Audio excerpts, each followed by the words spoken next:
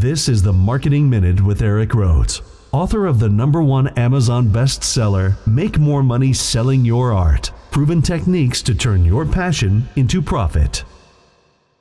The Marketing Minute, I try to answer your marketing questions. I learned marketing the hard way. I didn't have anybody to teach me. It just kind of was experimentation, and I had a lot of failed mistakes, a lot of disasters, wasted a lot of money, did a lot of stupid things.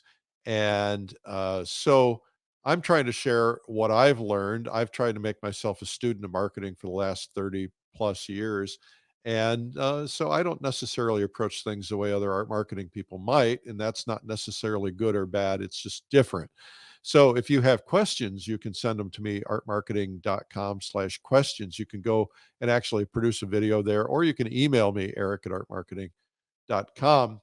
I'm going to read the questions today because Amadine, my producer, is a little under the weather. The first question is from Valerie Lovell Brazzelli. I'm sorry, I probably butchered your name.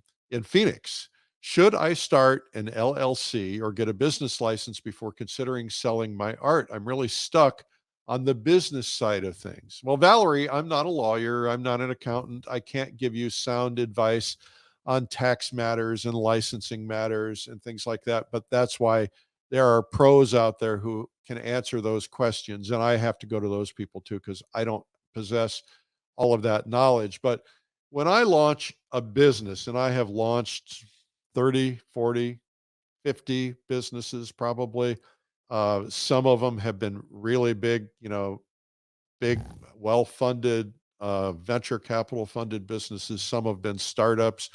But when I launch a business, whenever I possibly can, I try to test things out before I get commitment. Now, you can't always do that.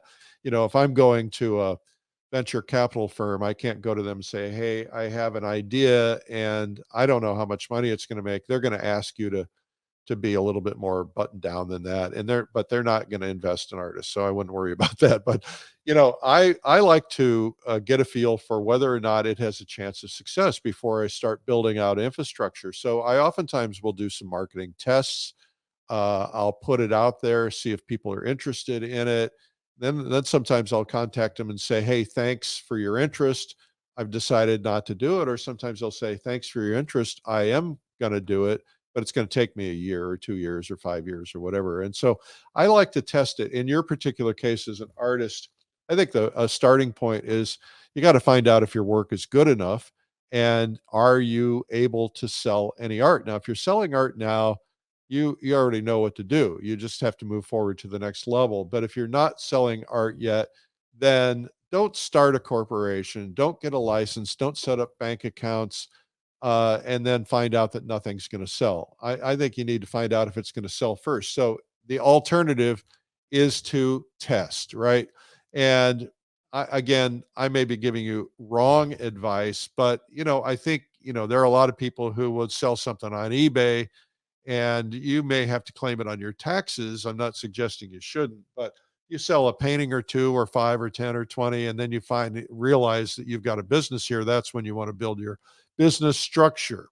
So test the waters. Now, there's all kinds of things you've got to keep in mind too. For instance, business is simple structure, but it can be overwhelming. So, for instance, there are different types of corporations, and a good lawyer can walk you through those. I started to make a mistake one time. I was going to set up a different type of corporation, and my lawyer pointed out to me, don't do that. And I had gotten some bad advice from somebody, but he said, don't do that because you'll get doubly taxed. I didn't realize that. So I set up a sub S corporation so I don't get doubly taxed. But, there's a lot of different things and they serve different purposes. The purpose for a corporation, quite frankly, is you want to have structure, but you also have liability issues and you have to be able to take care of those liabilities. And a corporation will protect you in theory if you have, you do something where somebody gets hurt or damaged or killed or, whatever. That's not likely to happen in the art world unless maybe they eat your paint at a workshop. Well, just saying. So find experts and don't be stuck. Um, you know, the hard stuff is finding a way to sell. The easier stuff is finding a structure, because you can go online and find somebody who can teach you all that. And by the way, you can find most of the advice online and then just set up your corporation or whatever. The next question comes from Aaron Opie in California. Aaron says, how do we engage more people? I feel like there's a section of people who buy art, but most people don't. People who already buy are the eyeballs everybody's trying to get in front of, and they are already oversaturated. But what about those who have disposable income but are content to hang a factory made live, laugh, love sign on their walls instead of fine art? Can they be awakened? He said, woken up. Can they be awakened or engaged to see how fine art can enrich their lives? Boy, there's about 30 questions in there, Aaron. Great questions. I'm going to break them down in smaller chunks. So, regarding how do we engage more people, it's a natural question. And I often fall into this trap, and it's not necessarily a bad thing, but it's not necessarily the right question. The right question isn't how do I engage more people? The right question is how do I sell more art? And if you ask yourself the right question, you get different answers, because the answers to how do I sell more art might be engaging more people, but they might not be. You see, there are two primary ways. There's more ways, but there are two primary ways to make money, and that is to get new customers or to get old customers to spend more or buy again. So let's play it out for a minute. Let's say you have about 150 people who bought art from you over the past, say, 3 years. Some would say, myself included, would say they're probably better prospects than new customers. Why? Because they're already sold on you. They already are aware of you. They know your art. They like your style. They've invested in buying something from you. They already own it. So the hard work of selling them on you and your art is over. You don't have to do that. So the only challenge is then how do you get them to buy more art? And that's easy in my mind. I've got all that in my book. How do you convert a person who has one painting to becoming a multiple painting collector? Now you could do it. Now, so ask yourself this: how do I sell more than one painting this year? If you sold 100% of them one more, and you painted 150 paintings this year, you wouldn't need to sell anyone new. Now, selling 100% is unusual because most people don't sell 100% of anything, and people's circumstances changes. The people who are your collectors might have died or gotten sick or downsized or moved or gotten divorced or lost their jobs, whatever.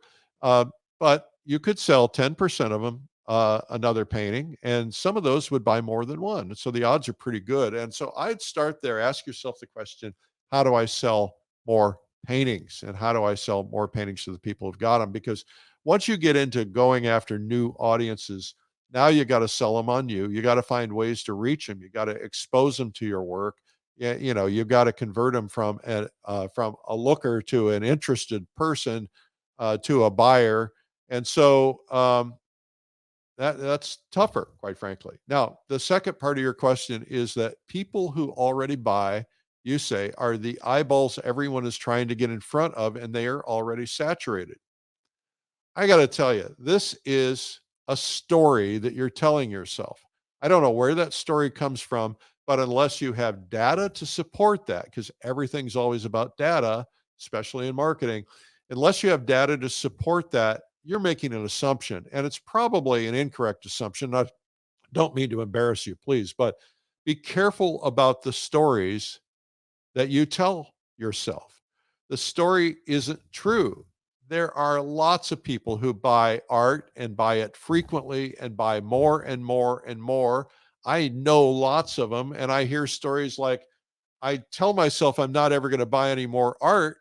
Then I see something I fall in love with and I buy it anyway, and I have no room on my walls, but I'm building another room. Actually have some friends who built a bigger house with a bigger room just so they could house more paintings. So there are lots of people out there that buy art. You've got to figure out how to get in front of them and how to target them. And that's easy, really. Now, the next part of the question is about those who have quote unquote disposable income, but are content to hang a factory made live, love, laugh sign on their walls instead of fine art? Can they be woken up or engaged to see how fine art can enrich their lives? Well, here's a news flash, Aaron. Every person who buys original art did not used to buy it. Every person has a first time. How do you be that first time? Well, there are lots of first times. Maybe you're selling people now and you're their first times. But, I don't think people run around thinking about art. Most people don't. We do. They're not thinking about, is that an original or is that a print? They see something in Target they like and they go, oh, that's beautiful. I'll buy it. It's $75 and it's a print in Target. And I, by the way, have some beautiful prints that I got at Target. They're just beautiful boat prints, right? So you can be frustrated over that, but if it makes people happy, that's okay. Now, I know people who are billionaires who have prints in their house. And I know billionaires who have original paintings in their house, and I know billionaires who have both in their house. So it's something that they love. But once you get exposed to original paintings and you see the difference of them in your house, then you fall in love with it and you want more and more of them. That's what happened to me. And so I believe that there are a lot of people out there that you can target who are going to buy paintings from you. You have a big uphill battle trying to convert people who buy prints at Target to spending bigger money on original art, although your art might be the same price. You never know. But you got to get in front of them somewhere. And a lot of people wander through art shows and tent shows, and they've never bought a piece of art. I bought my first piece of art ever as a tourist in New Orleans from a street artist. And then the second piece of art ever from a street artist in France. So those are unusual. But my saying is that you stand in the river where the money is flowing. Another way of saying it is stand in the river where art is selling. You don't have to reinvent the wheel. People like me survive by building audiences of art buyers. I have an audience, for instance, Fine Art Connoisseur. I have 310 billionaires that read it. Quite frankly, if nobody else read it, those are probably enough to survive on. But there's thousands of people who read it that some of them buy art, some of them don't.